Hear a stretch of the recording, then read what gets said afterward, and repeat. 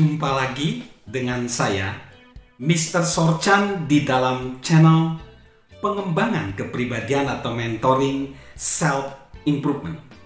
Saat ini, kita membahas konteks besar kita, yaitu developing the leader within you. Bagaimana membangun kepemimpinan di dalam diri kita. Membangun kepemimpinan di dalam diri kita. Channel Mr. Sorchan ini dalam konteks membangun kepemimpinan dalam diri kita diambil dari buku Developing the Leader Within You, karangan dari John C. Maxwell. Dan di dalam tema membangun kepemimpinan di dalam diri kita akan ada 10 hal yang akan dibahas. Kita akan memulai daripada 10 itu dengan nomor 1, yaitu definisi kepemimpinan. Definisi kepemimpinan adalah pengaruh. Definisi kepemimpinan adalah pengaruh.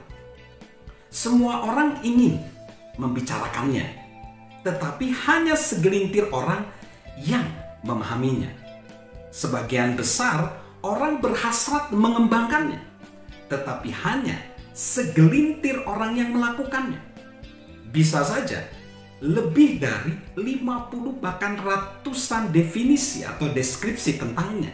Bahkan kalau kita mencari di internet, kita bisa menemukan 1 miliar temuan tentang definisi itu. Definisi itu adalah tentang kepemimpinan. Di tahun 1990-an, ketika John C. Maxwell ingin menulis tentang buku kepemimpinan, pada waktu di tahun 90-an, banyak perusahaan atau organisasi memfokuskan perhatian pada manajemen. Setiap tahun, model manajemen ada tren yang baru. Namun, hanya segelintir orang yang menaruh perhatian pada tema kepemimpinan. Di tahun 90-an, kepemimpinan tidak tertangkap radar oleh sebagian orang. Lalu, setelah John C. Maxwell meraih gelar sarjana, master, dan doktor, baru kemudian pada waktu dia juga meraih gelar sarjana, nggak ada universitas yang menawarkan tentang kepemimpinan. Tapi sekarang di alma mater dia, baik di tingkat S1, S2, dan S3, sudah menawarkan program-program tentang kepemimpinan atau mata kuliah kepemimpinan. Nah, kenapa kepemimpinan itu menjadi sangat penting? Karena orang-orang menyadari bahwa menjadi pemimpin yang lebih baik dapat mengubah kehidupan.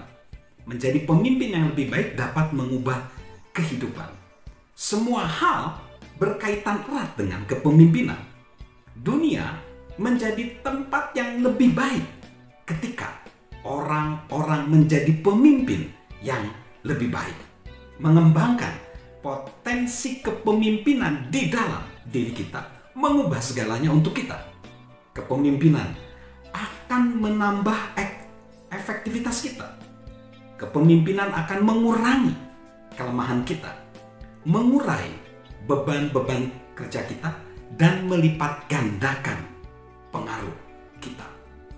Nah, itulah tentang awal, tentang pentingnya kepemimpinan. Sekarang kita masuk ke penyebab banyak orang tidak berkembang sebagai pemimpin. Sebagian banyak orang menyadari nilai dari kepemimpinan yang baik, tetapi hanya segelintir orang yang berupaya menjadi pemimpin yang lebih baik. Kenapa begitu? Meskipun ada buku-buku, seminar-seminar, kursus-kursus, mungkin karena beberapa pikiran seperti ini, asumsi seperti ini. Saya tidak lahir sebagai pemimpin, jadi saya tidak dapat memimpin. Para pemimpin tidak dilahirkan. Oke, memang mereka lahir dari kandungan ibunya. Dan tidak mungkin ada pemimpin yang tidak dilahirkan oleh ibunya. Sebenarnya yang benar adalah kemampuan kepemimpinan kita tidak otomatis kita miliki sejak lahir. Memang benar bahwa beberapa orang terlahir dengan talenta-talenta tertentu yang akan mendukung mereka pada tingkat tertentu menjadi pemimpin yang lebih baik. Tetapi setiap orang sebenarnya punya potensi kepemimpinan. Dan kepemimpinan dapat dikembangkan serta ditingkatkan oleh setiap orang yang bersedia mengupayakannya.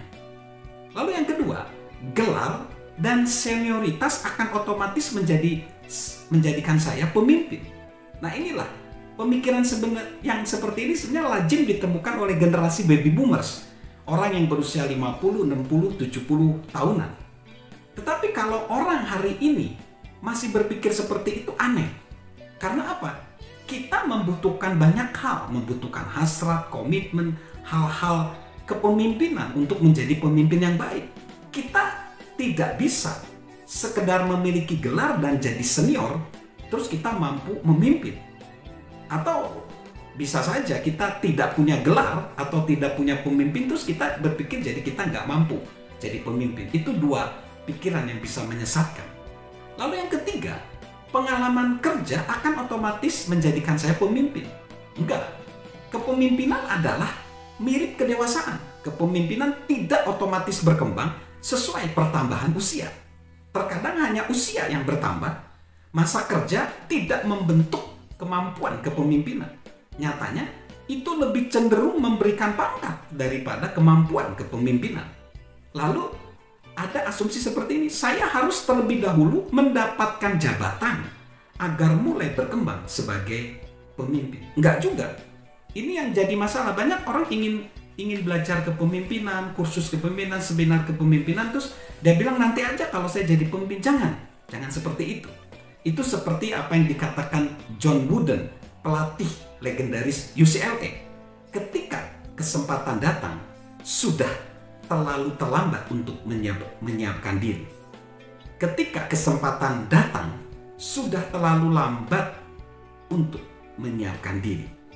Jika kita mulai mempelajari kepemimpinan sekarang, kita tidak hanya akan memperbesar peluang kita, tetapi juga akan memanfaatkan setiap peluang secara maksimal.